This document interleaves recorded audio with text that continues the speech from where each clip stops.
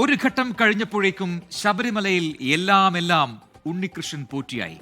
കേടായ വാതിൽ മാറ്റി പുതിയ വാതിൽ സ്വർണം പൂശി നൽകിയത് ഉണ്ണികൃഷ്ണൻ പോറ്റി.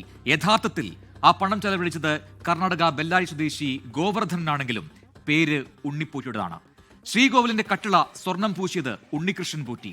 യഥാർത്ഥ സ്പോൺസർ ബംഗളൂരു നിവാസിയായിരുന്ന മലയാളി അജികുമാർ. അങ്ങനെ ഒന്നിനു പിറകെ ഒന്നായി ഉണ്ണികൃഷ്ണൻ പോറ്റി തട്ടിപ്പുകൊണ്ട് വലിയ കൂടാരം കെട്ടി.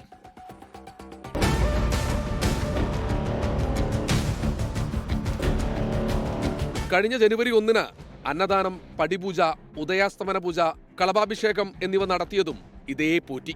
18-ാം പടിക്ക് ഇരുവശങ്ങളിലും മണിമണ്ഡപം നിർമ്മിച്ചു നൽകി. മണ്ഡപത്തിലേക്ക് മണികൾ നിർമ്മിച്ചു നൽകിയതും ഉണ്ണികൃഷ്ണൻ പോറ്റി തന്നെ.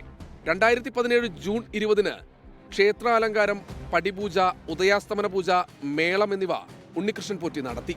8,20,000 രൂപയുടെ ചെക്കും 17 ടൺ അരിയും 37 ടൺ പച്ചക്കറിയും അക്കൊല്ലം ഉണ്ണികൃഷ്ണൻ പോറ്റി നൽകിയെന്നതിനു രേഖയുണ്ട്. അന്നദാന മണ്ഡപത്തിന് ലിഫ്റ്റ് പണിതതിന് ഉണ്ണികൃഷ്ണൻ പോറ്റി വക സംഭാവന 10 ലക്ഷം രൂപ. അന്നദാനത്തിന് ജനുവരിയിൽ 6 ലക്ഷവും മകരവിളക്കിന് 10 ലക്ഷവും നൽകി. ഇങ്ങനെ വരുമാനവും ജോലിയുമില്ലാത്ത പോറ്റിയുടെ സ്പോൺസർഷിപ്പുകൾ അനവധി. ഒരു ചോദ്യം മാത്രമാണ് ബാക്കിയാകുന്നത്. ഈ കുറ്റകൃത്യങ്ങളെല്ലാം ഉണ്ണികൃഷ്ണൻ പോറ്റി ചെയ്തു എന്ന് തെളിഞ്ഞാൽ എന്താകും പോറ്റിക്ക് ലഭിക്കുന്ന ശിക്ഷ?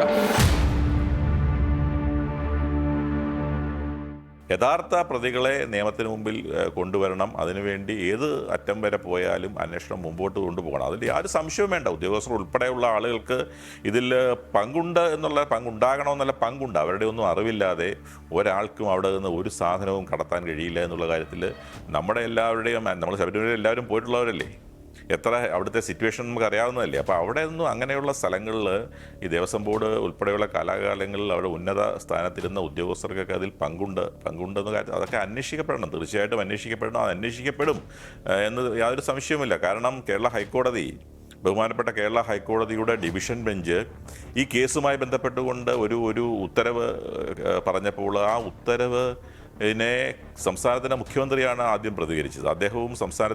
അദ്ദേഹം പറഞ്ഞത് ആരായാലും ശരി നിയമത്തിന് മുമ്പിൽ കൊണ്ടുവരും, അതിന് എന്ത് സഹായം വേണമെങ്കിലും ചെയ്യും. അപ്പോൾ സംസ്ഥാന ഗവൺമെൻറ് ആയാലും ഇതിൽ പ്രതിജ്ഞാബദ്ധമാണ്. അതിൻ്റെ തെളിവാണ് ബഹുമാനപ്പെട്ട കേരള ഹൈക്കോടതിയുടെ തന്നെ ഒരു സ്പെഷ്യൽ ഇൻവെസ്റ്റിഗേറ്റിംഗ് ടീം കോൺസ്റ്റിറ്റ്യൂട്ട് ചെയ്യപ്പെടുകയും ആ ഹൈക്കോടതി നിർദ്ദേശിച്ച അതേ ഉദ്യോഗസ്ഥരെ വെച്ച് തന്നെ ഒരു മികവറ്റ ഒരു അന്വേഷണ സമിതിയാണ് ഇപ്പോൾ നിയമിക്കപ്പെട്ടത്. അപ്പോൾ ആ അന്വേഷണ സമിതി ഇതിൻ്റെ എല്ലാ വശങ്ങളും പരിശോധിച്ച് എല്ലാ ആളുകളെയും ഇതിൻ്റെ കൊണ്ടുവരണം. അല്ലെങ്കിൽ ഇത് വലിയ പുകമറ ഇപ്പോൾ സൃഷ്ടിച്ചിട്ടുണ്ട്. കാരണം ആരൊക്കെയാണ് ഇതിൻ്റെ പിന്നിലുള്ളത് എന്ന് ആ പുകമറ മാറ്റണം. ആ മാറ്റിയെങ്കിൽ മാത്രമേ യഥാർത്ഥ പ്രതികളെ പൊതുസമൂഹത്തിന് അറിയാൻ കഴിയുള്ളൂ. അത് അറിയാനുള്ള ബാധ്യത പൊതുസമൂഹത്തിനുണ്ട്.